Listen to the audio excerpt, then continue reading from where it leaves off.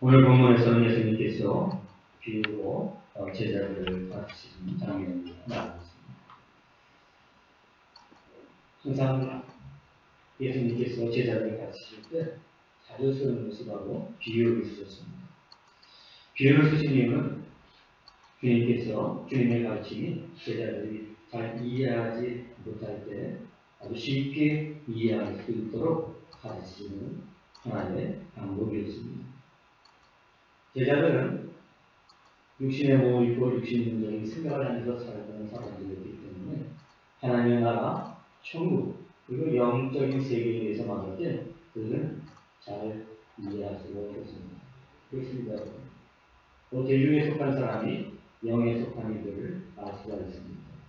특별히 하나님께서 예수님께서 천국, 바로 하나님 나라를 가르치실 때마다 항상 비유로 가르치는데 오늘도 이 본문에 나오는 이 비유가 바로 천국에 대한 비유라는 사실입니다. 주님이 오늘 비유로 말씀하시는 이 천국은 어떠한 곳일까요? 주님은 천국은 그 종들과 결산하려 하여 하던 어떤 임금과 같다 하셨습니다. 천국은 그 종들과 결산하려 하여 하던 바로 어떤 임금과 같다 이렇게 말씀하셨습니다. 즉 결산하는 임금과 같다. 우리가 이 말씀에 오늘 비유의 핵심이 담겨져 있습니다. 결산하려고 할 때에 1만 달란트 빚진 자가 있어서 그를 그 임금 앞으로 데리고 왔습니다. 임금은 그 빚진 자에게 말했습니다. 야, 너 가서 내 가족과 소유를 다 팔아서 내게 이 빚을 갚으라. 그랬습니다. 1만 달란트라는 엄청난 큰 돈을 빚을 졌는데 딱 가게도 이 종은 재산이 없었습니다. 그래서 재산이 없는 이 종은 갚을 길이 없자 오늘 이 비유에 보니까 없어져서 빌었습니다. 참아주세요. 좀 기다려주세요. 내가 꼭 갚겠습니다. 하고 간청을 했습니다. 그러자 임금은 그 종이 아무것도 갚을 것이 없음을 보고 불쌍히 여겨서 그 1만 달란트라는 엄청난 큰 빚을 한간에 주었습니다. 너무 감사해서 이제 길을 나가서 집으로 가는데 마치 그때 자기에게 100데나리온 빚진 자를 만나게 됐습니다. 너무나도 작은 빚이었습니다. 그러자 그에게 내게 진 빚을 갚으라고 요청했습니다. 너 나에게 100데나리온 빚졌지? 너 빨리 갚아! 하고 그렇게 얘기했습니다. 그런데 이 동료는 얼마나 가난한지 100데나리온의 돈도 없었습니다. 그 동료는 참으소서 내가 갚으리라 하고 오늘 이 1만 달란트 빚진 자와 동일하게 얘기했습니다. 좀 기다려주세요. 내가 꼭 빚을 갚을 테니까 조금만 좀 기다려주세요 하고 간청했습니다. 그런데 이 종은 허락지 않냐고 이 동료를 옥에 가두어 버리고 맙니다. 참 모습이야 짝이 없는 그런 1만 달란트 빚진 종이 아닐 수가 없습니다. 일본 이웃의 동료들이 옥에 갇힌 종을 불쌍히 여겨서 이 모든 사실을 임금에게 주인에게 다 알려줍니다. 이 소식을 들은 임금, 이 주인은 진노하면서 그를 불러오라 명합니다. 그러면서 말하기를 내가 큰 빚을 다 탕감해 주었으니 너도 내 동료를 불쌍히 여겨 빚을 탕감해 주어야 하지 않느냐 하면서 오늘 이 주인은 그 종을 잡아 다시 옥에 가두고 내게 진 빚을 다시 갚으라 이렇게 명령합니다. 그러면서 주인은 이 비유를 하면서 35절에 이렇게 변명을 드리겠습니다. 너희가 각각 마음으로부터 형제를 용서하지 않으면 나의 하늘 아버지께서도 너희에게 이와 같이 하시리라. 아멘. 탕감을 받았으니 다른 사람은 그것도 어떻게 판단에 주어야 하는 그런 비유에 있는 오늘 본문의 비유, 이 본문의 비유는 베드로의 진리로부터 시작되었습니다. 베드로가 주님께 말씀했습니다. 21절에 보니까 그때 베드로가 나와 이르되 주여 형제가 내게 죄를 범하면 몇 번이나 용서하여 주리이까? 7번까지 하오리이까? 아멘. 그죠? 베드로는 참 대단한 사람이에요. 그리고 한두 번 아니라 몇 번이요? 7번까지 하리이까? 7번까지 자기는 할 수 있겠다. 그렇게 생각을 했던 모양인 것 같아요. 그렇게 베드로가 주님께 말합니다. 베드로가 주의 형제가 내게 범죄하면 몇 번이나 용서합니까? 7번까지 합니까? 그렇게 묻자 22절에 주님이 뭐라고 했습니까? 7번에 70번까지라도 용서하라 말씀하셨습니다. 7번이 아니라 7번에 몇 번이요? 70번까지라도 용서하라 했습니다. 여러분, 그렇다면 77, 49, 490번만 용서하라는 뜻일까요? 이 말씀은 7이라는 숫자는 완전 숫자를 말하는 것이죠. 그것도 주님이 끝까지 끊임없이 모든 죄를 어떻게요? 다 용서해 주라 하는 뜻이 바로 여기에 주님의 말씀 가운데 담겨져 있는 것입니다. 용서에는 어떻게요? 끝이 없다는 것입니다. 용서하는 데는 다 용서했다. 그게 없다는 것입니다. 끝까지 끊임없이 용서하라고 주님 말씀해 주신 것입니다. 베드로가 아마 주님의 이 말씀을 듣고 좀 충격을 좀 받았을 것 같아요. 사실 여러분, 이웃이나 우리 가족들, 친척들도 우리에게 애를 끼치고 우리에게 죄를 짓고 나면 여러분 한두 번 정도는 사랑하는 가족이니까 또 친척이니까 용서해 줄 수 있어요. 그렇죠? 근데 여러분 한 번도 아니고 2번, 3번, 4번, 7번 계속 나에게 해를 가하고 나에게 죄를 지면 여러분 용서해 준다는 게 별로 쉽지가 않습니다. 주님은 도대체 베드로에게 용서할 수 없는 상황, 할 수 없는 것을 요구하고 있습니다. 베드로의 경우는 어떻게 이렇게 살아? 내가 무슨 성인군자도 아닌데 내가 이렇게 살 수 없지. 어떻게 이렇게 살 수 있을까? 정말 이 말씀을 들으면서 예수 믿고 사는 거, 믿음의 삶을 산다는 게 결코 쉬운 일이 아니구나 하는 그런 생각을 하게 되었습니다. 사랑하는 여러분, 그렇다면 도대체 어떻게 하면 주님이 말씀하신 것처럼 아주 끊임없이 끝까지 다 용서해 줄 수 있는 그런 삶을 살 수 있을까요? 우리는 오늘 이 비유를 통해서 우리가 끝까지 용서할 수 있는 그 삶의 비결을 발견할 수 있는 것입니다. 여러분, 죄 중에서 가장 큰 죄는 어떤 죄일까요? 그 죄에 대한 형벌을 보면 우리가 알 수 있잖아요. 그죠? 죄 중에서 가장 큰 형벌이 뭐죠? 바로 사형이죠. 사형보다 더 큰 중범죄는 없어요. 가장 중범죄, 아주 악한 범죄를 지은 사람들에게 내리는 게 뭐죠? 사형이에요. 그죠? 사형. 그렇습니다. 성경은 말씀합니다. 죄의 삭은 사망이다. 그러니까 저와 여러분들은 어떻게 돼요? 여러분들? 다 죄인들이죠. 그죠? 우리의 죄값은 뭐예요, 여러분? 사망이다 했습니다. 우리는 이미 어떻게 해요? 사형 선고를 받고 사형 받은 거나 마찬가지입니다. 그런 우리가 중죄인이라는 사실인 것입니다. 우리가 그런 큰 죄를 진 것입니다. 왜? 우리의 죄값이 뭐예요? 죽음이기 때문에. 그 형벌을 보면 우리의 죄가 얼마나 큰 죄를 우리가 깨달아 알 수 있는 거예요, 여러분. 그런데 하나님께서 우리의 죄값을 아들 예수 그리스도에게 물으셨잖아요. 우리의 죄값을 위해서 그 아들 예수님을 십자가에 대신 어떻게 해요? 죽여주셨잖아요.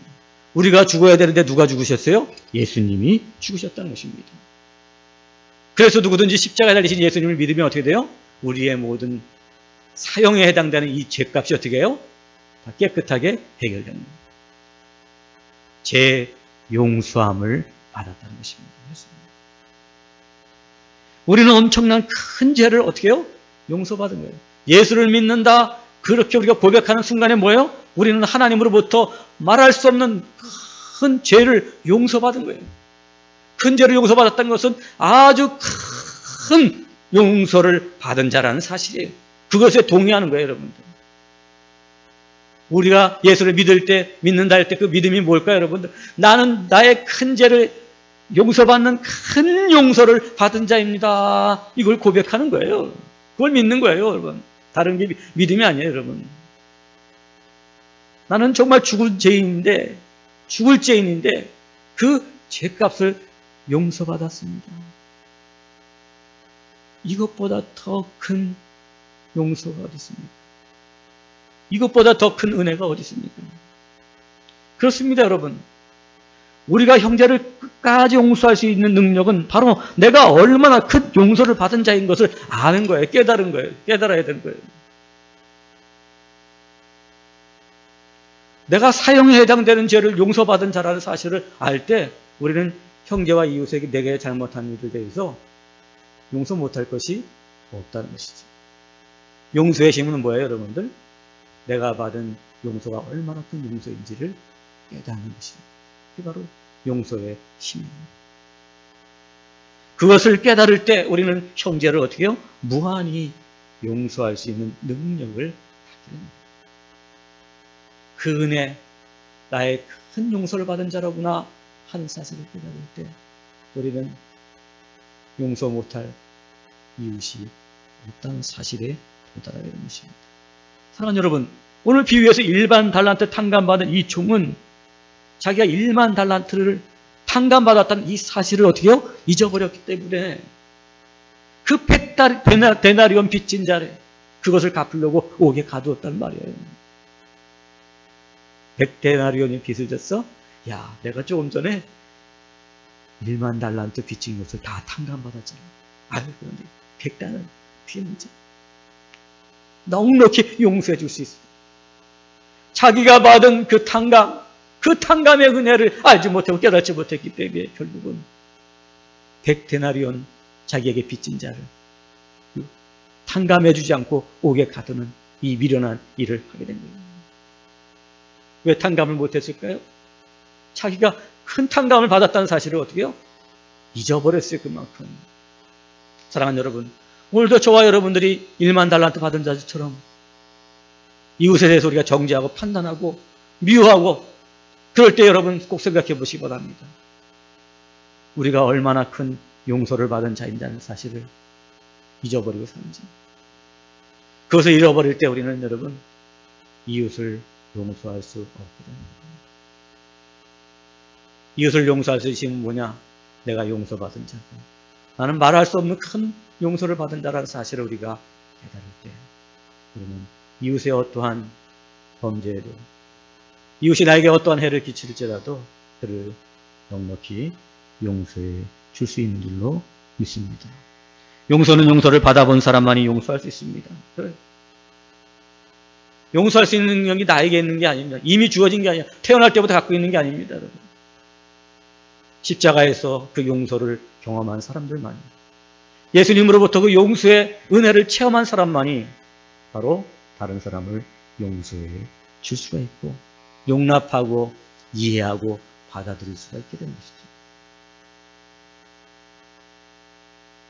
오늘 1만 달란트 빚진 종은 자신에게 빚진 그 작은 돈을 갖다 빚진 동료를 용서하지 않았을 때 어떤 결과가 주어졌죠? 다시 돈을 1만 달란트를 다 갚아야 되는 부담을 안게 되었고 또 옥에 갇히게 되는 그런 비참한 신세로 전락하고 말았습니다. 그에게 그렇게 비참한 결과가 주어지는 것입니다. 용서하지 않았더니 탕감해주지 않았더니 어떻게 됐어요? 너무나도 안 좋고 비참한 결과가 주어진 거예요. 그 종은 그 결과를 받아들이면서 이렇게 생각했을 거예요. 아, 이럴 줄 알았으면 내가 동료의 빚을 탕감해 줄 걸. 아우, 내가 그 100데나리온 그 용서해 주지 못하는 것 때문에 내가 또 1만 달란트를 갚아야 되잖아. 그리고 내가 지금 또 다시 가족의 품으로 가는 게 아니라 일할 수 있는 게 아니라 옥에 갇히는 신세가 되잖아. 아, 이 멍청아. 내가 이러한 결과를 미리 알았더라면 탕감해 주었을 텐데 이 1만 달란트 빚진 종은 후회하고 후회했을 것입니다. 그러나 이미 기회는 지나가 버리고 말한 것이죠. 35절 말씀에 너희가 각각 마음으로부터 형제를 용서하지 아니하면 나의 하늘 아버지께서도 너희에게 이와 같이 하시리라. 아멘. 그렇습니다, 여러분. 우리가 이웃을 용서할 수 있는 능력은 바로 용서의 결과가 어떤지를 아는 것입니다. 여러분. 예수님 말씀해 주잖아요. 너희들도 형제를 용서하지 않으면 하늘의 아버지께서도 너희에게 이와 같이 하시리라. 이게 용서하지 않는 자의 결과라는 것입니다. 이 결과를 어떻게 주님께서 먼저 우리에게 알려주셨습니다. 그렇기 때문에 여러분 어떻게 해요? 우리가 용서하는 삶을 살 수 있는 그 비결은 뭐예요? 용서하지 않았을 때의 결과, 용서했을 때 결과가 다르다는 사실을 우리가 아는 거죠. 또 오늘날도 여러분 우리의 이웃과 사이에서도 용서하지 못해서 평생을 그 미움과 거기에 묶여서 살아가는 사람들이 봅니다. 차라리 용서해주면 더 나았고 행복한 삶을 살 수 있을 텐데 용서하지 않음으로 말미암아 그 미움에 사로잡혀서 평생을 불행하게 살다가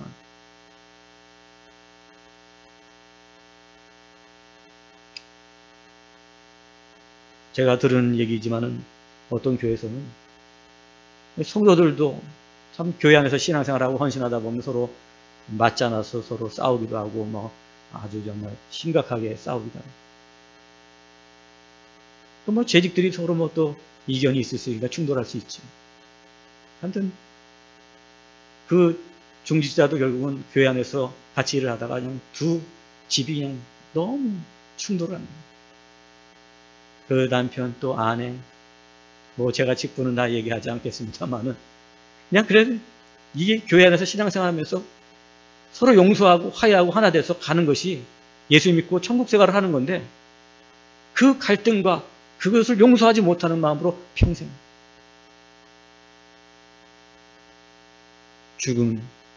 죽음에 이를 때까지 그것을 가지고 간다. 임종을 눈앞에 두고 있는데도 불구하고 그것을 용납하지 않고 참 너무나도 안타까운 모습을 보면서 다른 게 지옥이 아니구나, 다른 것이 천국이 아니구나 하는 사실을 저는 깨달아 알게 되었습니다. 그렇습니다, 여러분. 용서한 이후의 결과가 우리에게 어떤 주님 오늘 제자들에게 용서하신 결과가 어떠한지를 분명히 말씀하십니다. 주기도문에서도 말씀하셨죠. 우리가 우리에게 잘못한 사람을 용서해 준 것 같이 우리의 죄를 용서해 주시라고 기도하라 가르치셨습니다. 그렇습니다. 잘못한 사람을 용서해 준 것 같이 먼저 선결되는 게 되죠. 그럴 때 우리의 죄를 용서해 주시라고 그렇게 기도하라고 가르치셨습니다. 그렇습니다. 우리가 다른 사람의 죄를 용서할 때 우리도 용서받을 수 있다는 사실인 거예요. 나는 제사함 받았는데요. 여러분, 우리는 죄 용서함을 약속받은 자들이지 완성받은 자들이 아닙니다. 여러분, 의롭다함을 인정받은 자들이지 의인이 아닌 것이에요. 죄인이지만 의롭다 인정받은 자들이에요. 그러므로 여러분 어떻게 돼요? 여러분들 우리가 용서를 해줄 때 나도 용서를 받게 되고 우리가 의인이 되는 것입니다. 그러므로 우리가 용서의 결과를 할 때 다른 사람을 용서할 수 있게 되고 그때 비로소 우리의 죄도 용서받게 됩니다. 오늘도 우리가 다른 사람의 죄를 용서할 때 나에게 해를 끼친 이웃에 대해서 우리가 용서해 줄 때 나도 주님으로부터 나의 죄, 나의 실수, 나의 허물들을 어떻게 해요? 용서받게 된다는 사실에 도달하게 됩니다. 아, 그렇구나. 그렇기 때문에 우리는 어떻게 해요? 그 결과를 알기 때문에 오늘도 나에게 실수하고 나에게 해를 끼치고 나에게 잘못하고 죄를 진 형제를 용서할 수 있게 되는 것입니다. 주님에게 나도 끊임없이 용서를 받아야 될 그렇고 부족하고 연약한 죄인이구나. 내가 잘났고 내가 지금은 아무런 죄를 짓지 않은 것 같이 보일지라도 나도 여전히 넘어질 수밖에 없는 연약한 존재이고 죄를 질 수밖에 없는 존재이고 나도 주님으로부터 끊임없이 용서를 받아야 되고 7번씩 70번씩이라도 용서받아야 될 그런 존재라는 사실입니다. 그렇기 때문에 오늘도 우리가 그 결과를 통해서 우리가 이웃이 나에게 잘못한 일에 대해서 끊임없이 용서할 수 있는 삶을 살게 되는 줄로 믿습니다. 그렇습니다. 사랑하는 여러분, 용서의 결과 그것이 바로 천국입니다. 그러니까 오늘도 주님께서 용서에 대해서 말씀하면서 뭐라 그랬죠, 여러분? 천국을 비유로 드신 거예요. 천국을 비유로 드신 거예요. 이 비유의 핵심이 바로 거기에 있습니다. 하나님 나라가 언제 임하느냐? 용서할 때 임한다는 거죠. 우리가 이 결과를 알아야 돼요. 그래. 천국, 하나님 나라가 임하는구나. 이 결과를 알 때 어떻게 돼요? 형제의 잘못을 용서해 주는 삶을 넉넉히 삽니다. 결과를 아는 것이 용서의 능력이다 하는 사실을 봅니다. 여러분 잘 아시는 구약 성경의 요셉은 형들이 자기를 미워하여 미디안 상인에게 팔아넘기고 어린 나이에 애굽에 팔려와서 이루 말할 수 없는 고생을 하면서 살았습니다. 정말 얼마나 그 형들이 미웠겠습니까? 보고 싶은 부모님, 가족들, 그리고 떨어져 살면서 외롭고 괴로운 일들이 너무나 많고 또 애굽 사람들한테 이리 치이고 저리 치이면서 살아왔던 모든 차별을 받으면서 살아왔던 온갖 더러운 누명들을 쓰고 옥에 갇힌 일도 한두 번도 아니고 그런 요셉의 삶, 요셉은 얼마나 그럴 때마다 형들이 미웠겠습니까?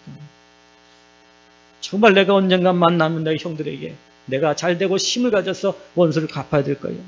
그런 마음을 가졌을 수 있을 것입니다. 요셉은 이후에 하나님의 도우심으로 애굽의 국무총리가 되었고 형들은 먹을 양식이 없어 양식을 구하기 위해서 애굽의 총리인 자기 동생 앞에 서게 됩니다. 기가 막힌 일들이 벌어진 거죠. 드라마틱한 일이 벌어지는 거예요. 요셉은 지금 힘도 있고 권력도 있고 재산도 있습니다. 형들에게 원수 갚을 수 있는 넉넉한 그러한 능력이 자기에게 주어졌습니다. 그런데 요셉은 그 형들에게 원수를 갚지 않았습니다. 그 원수를 갚지 않고 형들을 용서해 주었는데 그 용서해 준 근거가 뭐냐면 하나님께서 만민을 구원하라고 나를 형들보다 앞서서 애굽으로 보내주셨습니다. 그렇게 고백합니다. 형들, 그 원수 같은 형들을 갖다 용서할 수 있는 비결이 뭐였어요? 하나님의 계획을 볼 때였습니다. 하나님의 계획을 볼 때. 요셉의 인격이 훌륭해서가 아니라 하나님께서 앞서서 만민을 구원하기 위해서 나를 형들보다 앞서서 나를 이 애굽 땅에 보내주셨습니다. 하나님의 계획으로 자기의 삶을 들여다봤을 때 용서할 수 있게 되었던 것이죠. 요셉의 용서의 힘은 어디서 온 것입니까? 바로 자기를 향하신 하나님의 뜻, 하나님의 계획을 알 때였습니다. 사랑하는 여러분, 오늘도 정말 하나님이 나를 향한 뜻이 무엇일까요? 나에게 가정을 주시고 나에게 교회를 주시고 나에게 직장을 주시고 나에게 이런 삶을 주시고 여러분들을 믿음으로 구원해 주신 것은 무엇일까요? 그것은 다 하나님의 놀라운 계획이 있기 때문인 줄 믿습니다. 하나님께서 여러분을 사랑하신 것은 사형리에 있는 것처럼 하나님은 여러분에게 놀라운 계획을 가지고 있습니다.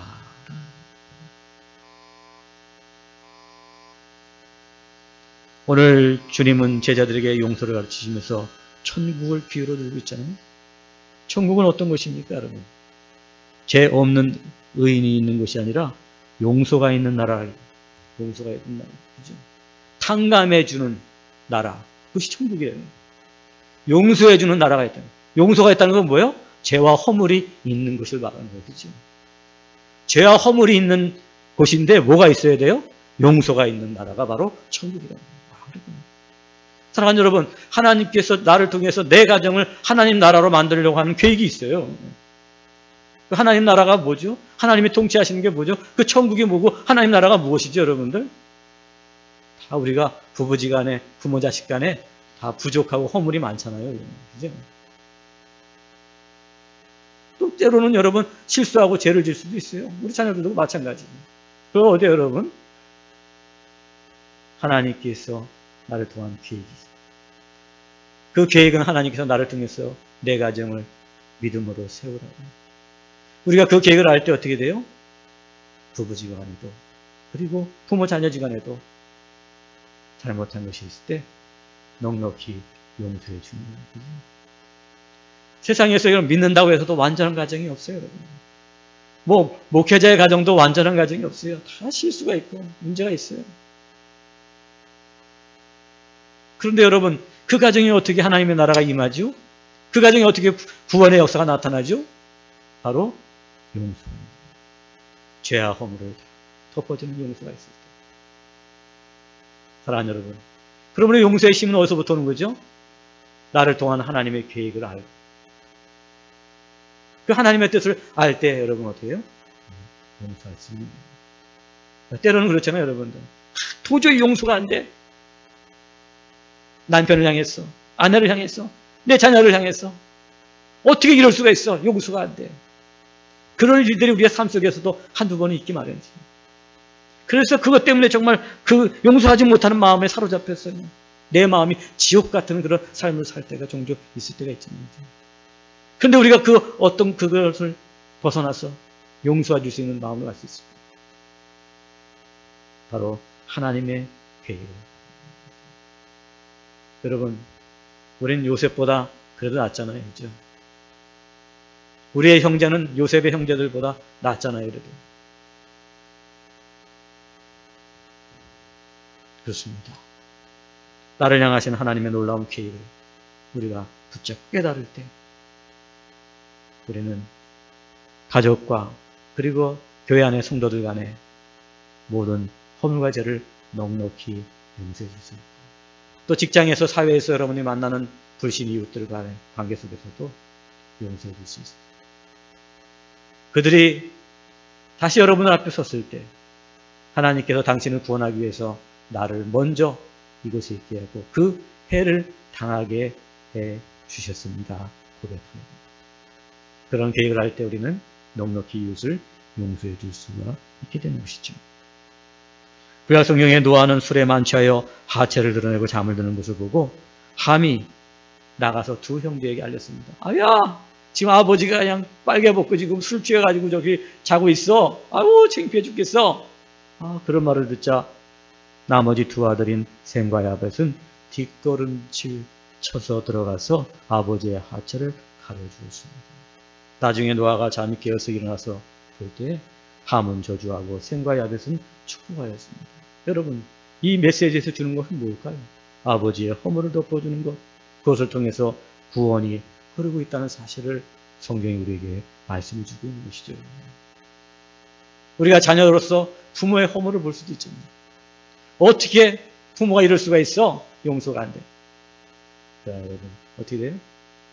우리가 그 허물과 죄를 덮어줄 때 그를 통해서 셈과 야벳을 통해서 구원의 역사가 나왔던 거죠. 오늘도 저와 여러분을 통해서 구원의 역사가 나요. 하나님의 계획들이 이루어질 수 있게 되는 줄로 믿습니다. 바로 용서, 바로 그 하나님의 나라를 여러분의 가정 가운데, 여러분의 삶 가운데 이루게 해 준 줄로 믿습니다.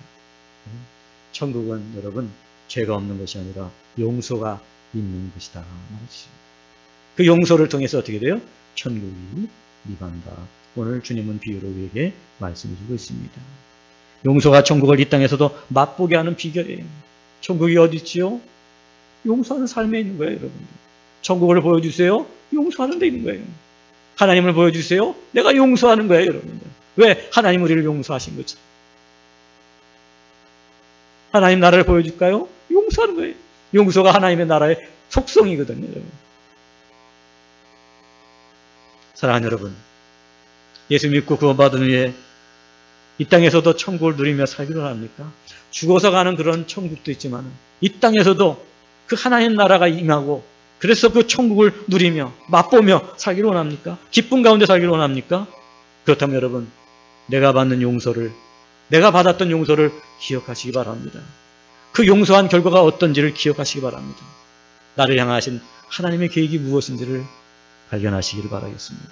그래서 이웃을 용서함으로 천국을 이루며 맛보며 살아가는 여러분 모두가 되시기를 주의 이름으로 간절히 축원합니다.